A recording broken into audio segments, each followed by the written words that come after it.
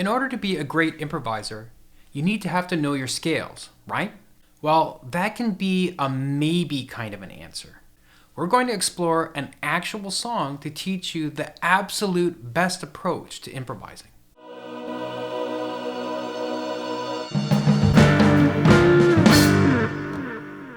If we look at a standalone C7 chord, there are many scales and colors that you can play over it.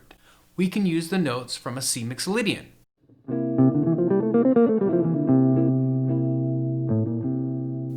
But when you analyze it, it's just F major scale. We can use notes from a C Lydian flat 7.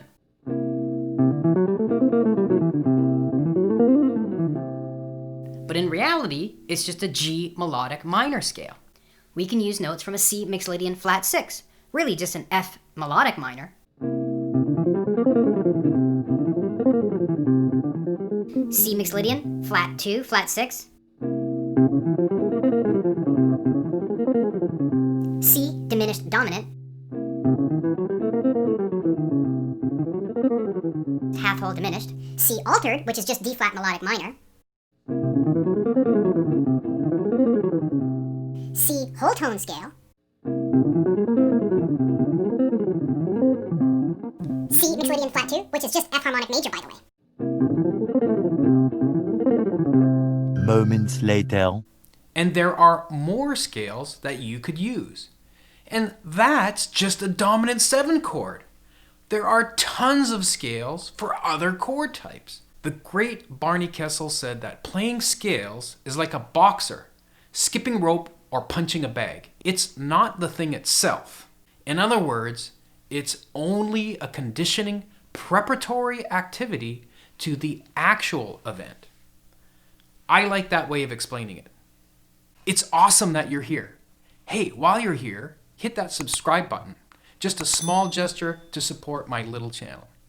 And if you would like to support me even further, consider becoming a member of my private group along with the other community members over on Patreon. Membership has its privileges, and there's content there that's not available to the public.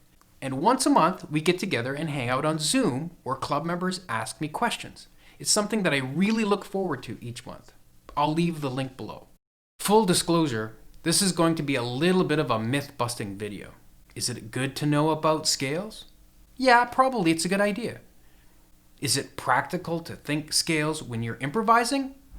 Probably not. And that's coming from a guy who wrote a book on scales. So why learn scales then? We learn scales to learn about note choices.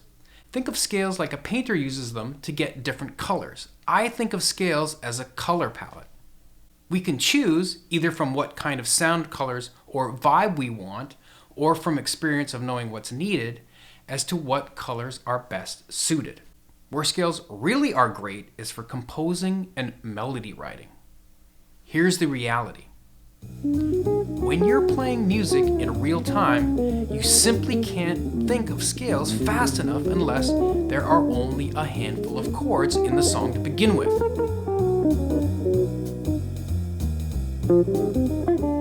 Chord changes go by way too fast most of the time, and we simply don't have the mental resources to conjure up scale choices and then decide what to play as the music is happening.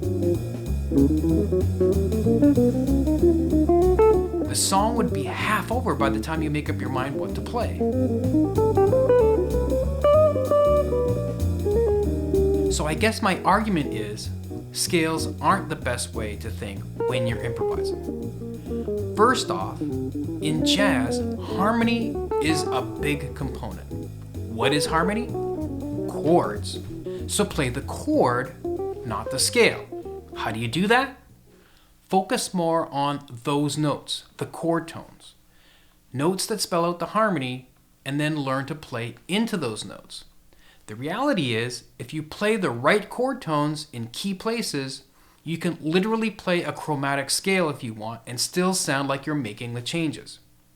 I have talked about this topic a couple of times, so I'll make those videos available, likely both below or at the end of the video.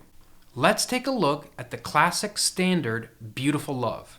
I've created a line that places the chord tones, the strong notes, on strong beats. I marked out the target notes, or chord tones, on beats 1 and 3 with a different note head to make it obvious.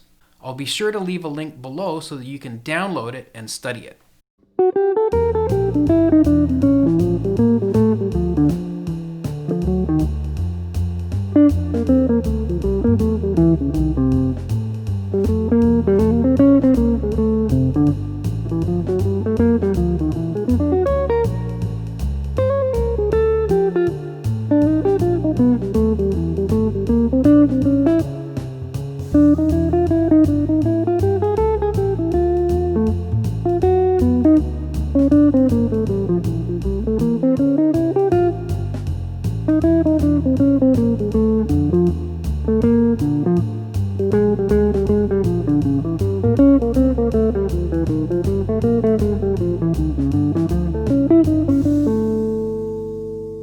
Notice that in many instances, I was technically playing wrong notes, but I was placing those wrong notes in the right places. I also placed the strong notes that spell out the chords on the strong beats 1 and 3. Sometimes I also jump on a note early. That's a part of the jazz language. That's called anticipation. A better way to think of scales is when you're analyzing a song. Knowing the key or the different keys a song can possibly shift in and out of is a good thing to know beforehand. I'm sorry to burst your bubble, but scales may work in other types of music, but in jazz, play the chord. Over here, I've got some more great videos for you to check out.